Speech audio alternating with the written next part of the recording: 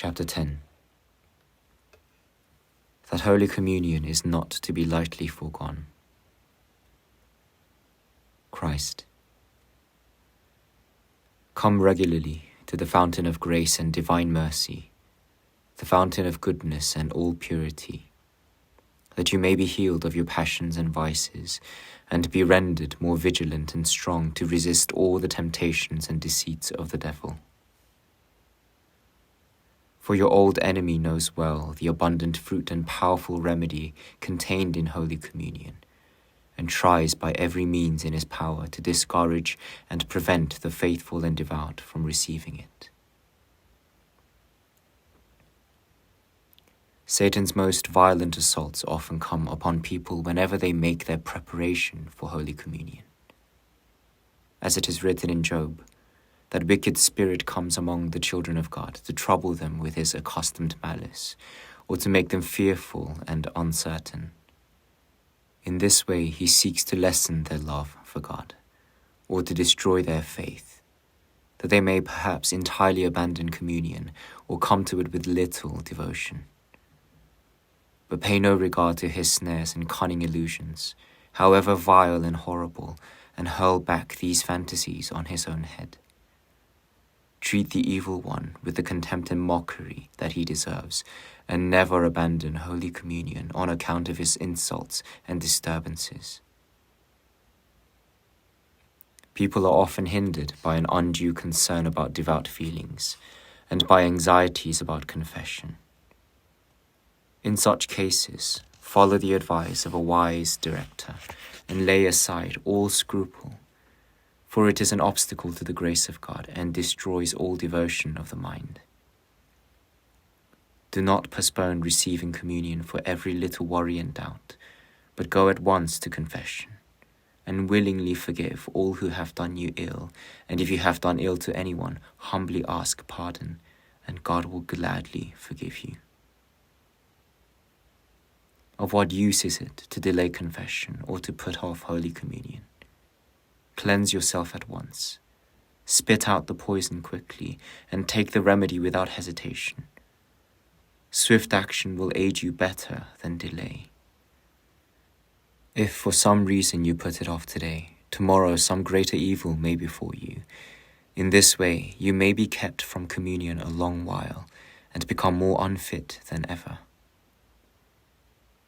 Therefore shake off your present sloth and dullness as quickly as possible, for it is no advantage to remain a long time in disquiet and distress, nor to absent yourself from the sacred mysteries on account of your everyday difficulties.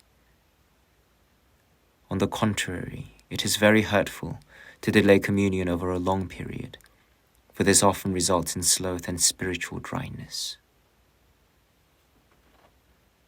Some half-hearted and careless people, alas, readily seize on any excuse to postpone their confession, and desire on that account to defer their sacred communion, unwilling that they should be obliged to keep a stricter watch on their lives.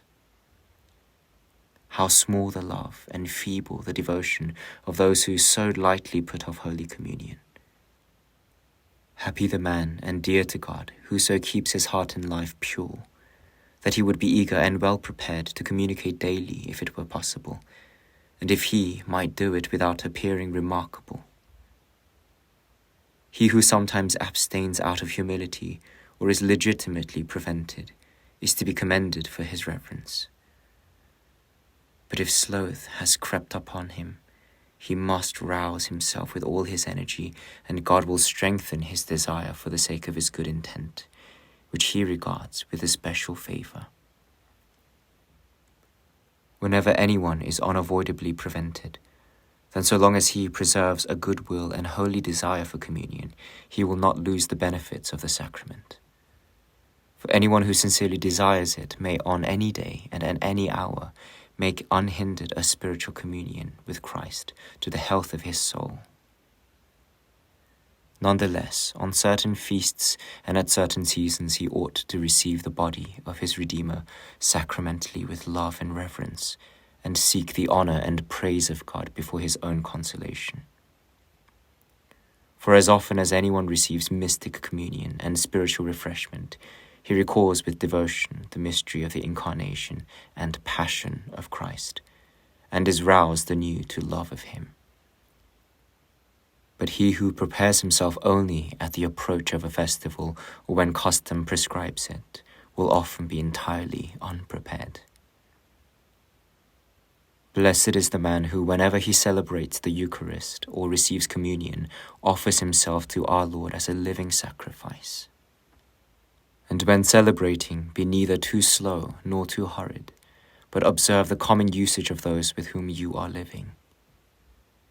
Be careful not to cause irritation or weariness to others, but observe the customs appointed by the fathers, and consider the benefit of others before your personal devotion or preference.